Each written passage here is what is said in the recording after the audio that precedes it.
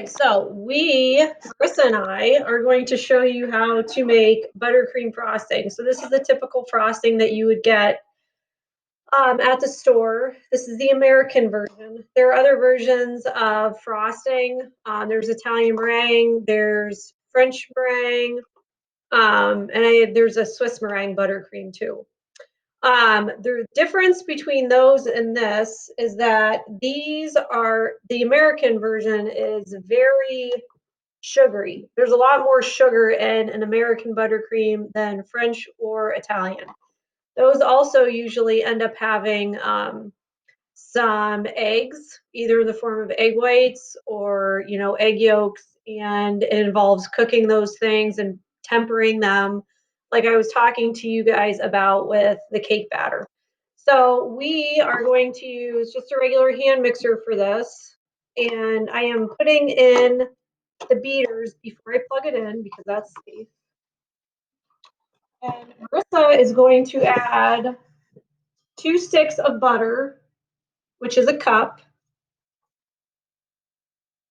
And then we're going to add some vanilla into that for flavor.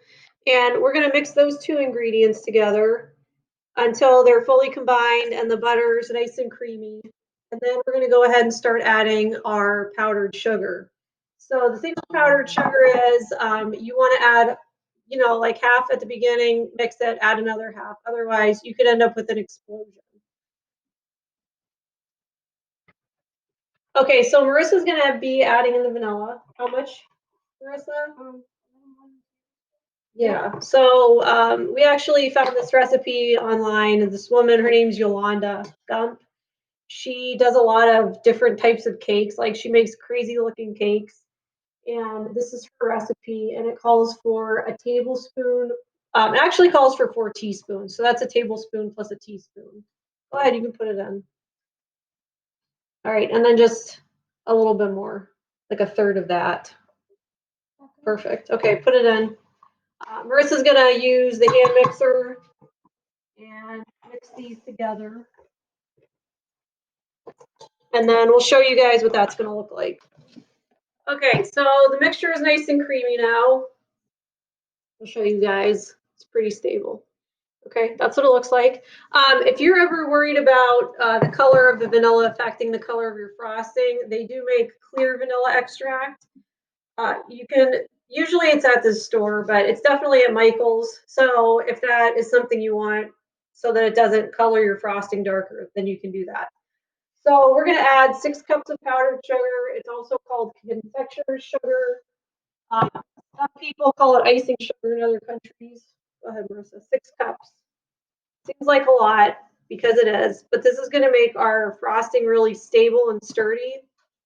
Just do 3 for now, and then we'll add the other 3.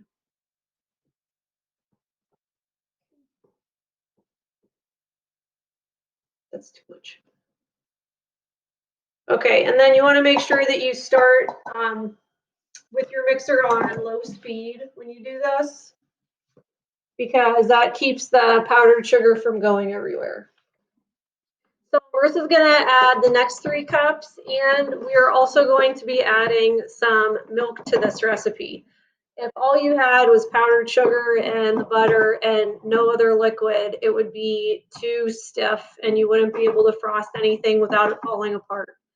So the original recipe actually calls for heavy whipping cream. What heavy whipping cream is basically it's whipped cream in liquid form. So if we mix our heavy whipping cream with a hand mixer or a stand mixer for a while, it would turn into whipped cream. So using that would make the mixture even more stable, but milk also works fine for this. So the more fat you have in the milk, the better, but we have 1%, and that's what we're going to use. So this is going to take 6 tablespoons of milk, which is a little bit more than a third of a cup. You might find after you add 6 tablespoons that you need a little bit more, and that's fine. Sometimes it depends on the weather and the amount of moisture in the air. So we added our milk. Marissa's mixing again, and then we'll see if we like the texture of it, because we are going to pipe it onto our cupcakes. We're also going to color this frosting with food gel coloring, and that's a little bit different than the liquid food coloring that you get at the grocery store. The food gel you can buy online from Amazon. You can buy it at Michael's. Sometimes it's at the grocery store. It just depends which one you go to.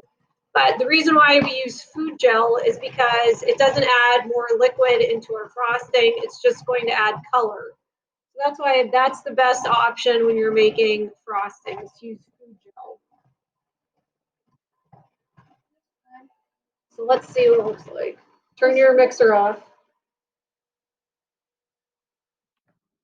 Okay, so Marissa and I have split our frosting into two, and we decided we're going to make green and purple frosting. So this is what the food gel looks like. It comes in a container like this, or these are nice because you can just drop it in.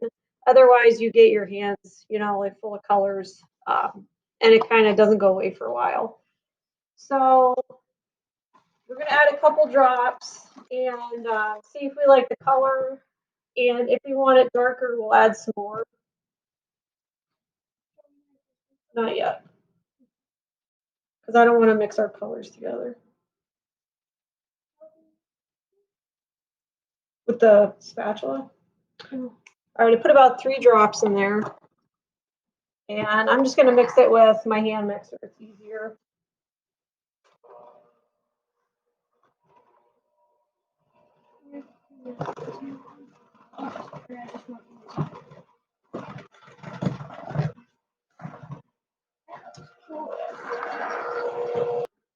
All right, so I got kind of a cool type of green here, and that's what I'm going to use in mine. Marissa's making purple, and I'm going to show you guys how to prepare your pastry bag with flour. So, or I'm sorry, not with flour, with your frosting. Okay, so the first thing that you want to do is you want to cut a little bit of the end off. See, I ended up getting dye on my fingers. I told you guys. You're going to cut a little bit of the end off, and you're going to use these couplers. That's what this is called. It has 2 pieces, and this is going to hold your piping tip in place. This part, the bigger part, is going to go inside your bag. The piping tip goes on the outside, and then this screws on the outside and keeps the piping tip in place so that it doesn't come off. The reason why you want to put this on the outside of the bag is because you can change tips that way and not have to throw your bag of frosting out or transfer it to a different bag and end up with a mess. Okay, so I'm going to cut some of this off and show you guys how you get it all together. And I start with cutting a little bit off rather than a lot, just because you can cut more off, but you can't put it back on.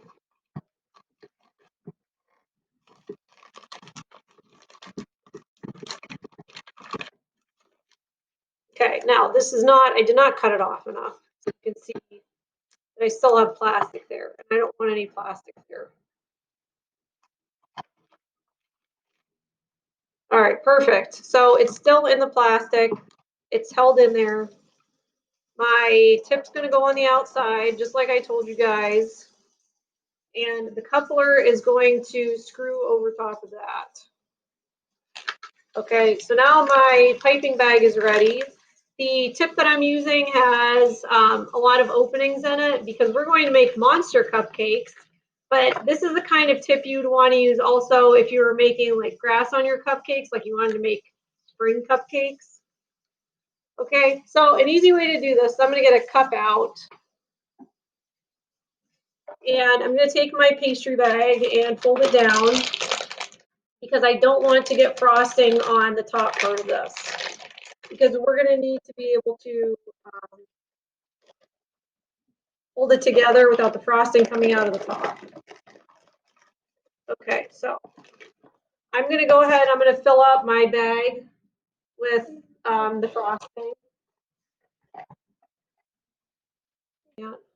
Okay, so we are going to be frosting our vanilla cupcakes that we made in the other video. And we're going to be using these ends that I talked to you guys about. When you use your piping bag, make sure that you have it twisted up at the top. Some people like to put zip ties on them so they don't come apart. That just keeps the frosting down so that it doesn't come out of the top. So you're just going to set your tip down, and you can pretty much do whatever you want with these. I'm going to start in the middle. Put this down so you guys can see. Marissa's using purple frosting.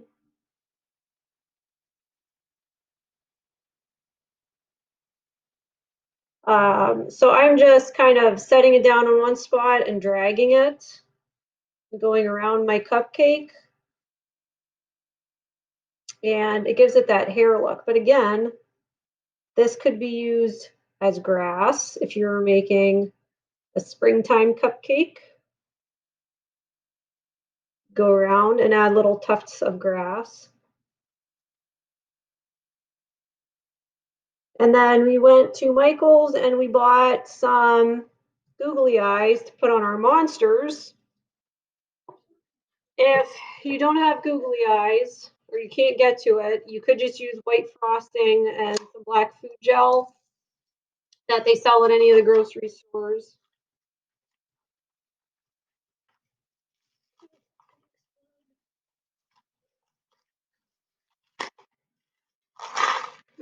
Yeah, there they are. All right, so you can make them one-eyed, two-eyed, make them crazy eyes. There's mine. He kind of looks like Oscar from Sesame Street. Let's see what yours looks like, Marissa. Are you giving him three eyes?